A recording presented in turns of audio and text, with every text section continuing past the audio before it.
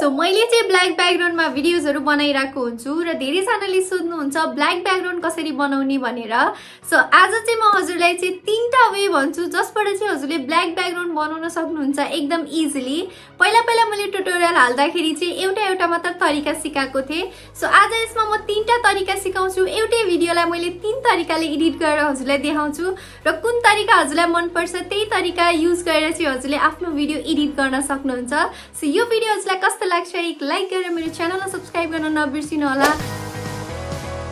यो तरिका एकदम इजी छ र यसको लागि हजुरले कुनै पनि एप युज गर्न सक्नुहुन्छ। मैले चाहिँ यहाँनिर मिडो एप युज गर्दै छु हजुरलाई देखाउनको लागि। अनि यो भिडियो मैले सुट गर्दाखेरि चाहिँ पछाडिपट्टि ब्ल्याक कपडा राखेर चाहिँ सुट गरेको थिएँ।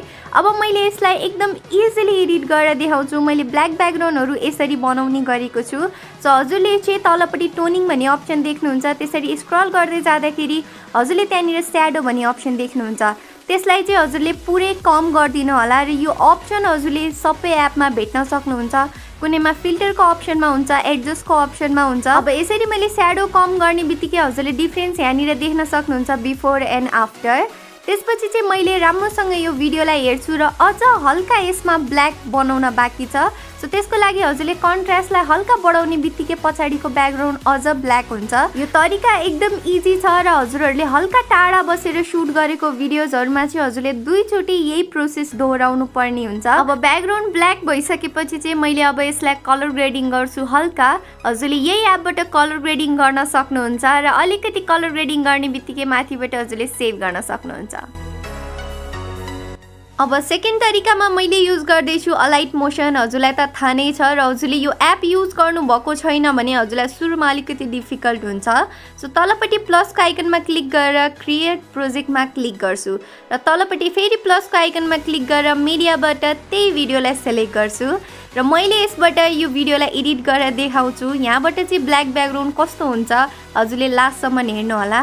र अब तलपट्टि हजुरले प्लसको आइकन देख्नुहुन्छ, प्लसमा क्लिक गरेर इफेक्ट्समा क्लिक गर्ने, त्यसपछि एड इफेक्टमा क्लिक गर्ने र त्यहाँनिर हजुरले चाहिँ रिप्लेस कलर भनेर सर्च गर्नु होला र यहाँनिर सर्च गर्ने बित्तिकै हजुरले त्यहाँनिर न्यू कलर अनि रिप्लेस कलर देख्नुहुन्छ। दुईटैमा हजुरले ब्ल्याक कलर नै सेलेक्ट गर्नु होला। अनि रिप्लेस कलरको माथिपट्टि हजुरले पिनको अप्सन देख्नुहुन्छ, त्यसलाई चाहिँ ड्र्याग गरेर ब्याकग्राउन्डमा लगेर राख्नु होला र राम्रोसँग ड्र्याग गरेर राख्नु होला बिकज हजुरले जहाँनिर राख्नुहुन्छ त्यसैको हिसाबले सबै ब्याकग्राउन्डहरु ब्ल्याक हुन्छ। र तलपट्टि हजुरले एडजस्टको अप्सन देख्नुहुन्छ, त्यो एडजस्ट गरिराख्नु पर्दैन, यसले एकैचोटिमा हुन्छ। र मैले यहाँनिर चेक गर्दैछु बट हल्का ब्याकग्राउन्डमा ब्ल्याक भएको छैन अगाडिपट्टि। सो फेरि मैले त्यहीँबाट एडजस्ट गर्छु अनि भिडियोजको कुनै पार्टमा ब्याकग्राउन्ड ब्ल्याक भएको छैन भने हजुरले रिप्लेस कलरको त्यो पिनबाट नै फिक्स गर्न सक्नुहुन्छ। सो फाइनली मैले यसबाट चाहिँ ब्याकग्राउन्ड ब्ल्याक बनाइसकेको छु र अलाइट मोसनबाट बनाएको ब्याकग्राउन्ड ब्ल्याक एकदम राम्रो हुन्छ। सो हजुरहरूले यसरी नै ट्राई गर्नु होला र मैले यहाँबाट एक्सपोर्ट गरिदिएँ। अब यसमा चाहिँ हजुरले कुनै पनि भिडियोको ब्याकग्राउन्डलाई चाहिँ ब्ल्याक बनाउन सक्नुहुन्छ। त्यो कसरी मैले युज गर्दैछु क्यापकट एप। अब न्यू प्रोजेक्टमा क्लिक गर्छु र हजुरले त्यहाँनिर एल्बमको साइडमा स्टक भिडियोज देख्नुहुन्छ, त्यसमा हजुरले चाहिँ ब्ल्याक ब्याकग्राउन्ड देख्नुहुन्छ। सो त्यो एउटा ब्ल्याक ब्याकग्राउन्डलाई मैले सेलेक्ट गर्छु र यसरी सेलेक्ट गर्ने बित्तिकै हजुरले स्क्रल गर्दै जाँदाखेरि तलपट्टि रेसियो भन्ने अप्सन देख्नुहुन्छ, त्यसमा क्लिक गरेर हजुरले 9:16 भन्ने रेसियोलाई सेलेक्ट गर्नु होला। अब साइडमा रहेको क्यापकटको वाटरमार्कलाई डिलिट गरिदिन्छु र त्यसको ड्युरेसन हल्का बढाउँछु। मैले त्यो ब्याकग्राउन्डको ड्युरेसन हल्का बढाउँछु।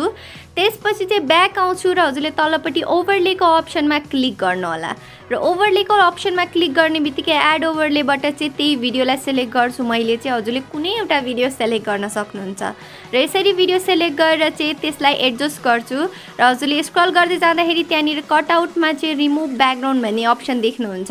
सो यसरी कटआउट गरिसकेपछि कटआउट स्ट्रोक भन्ने अप्सन छ, त्यो पनि राख्न सक्नुहुन्छ। मैले चाहिँ कुनै पनि राख्दिनँ।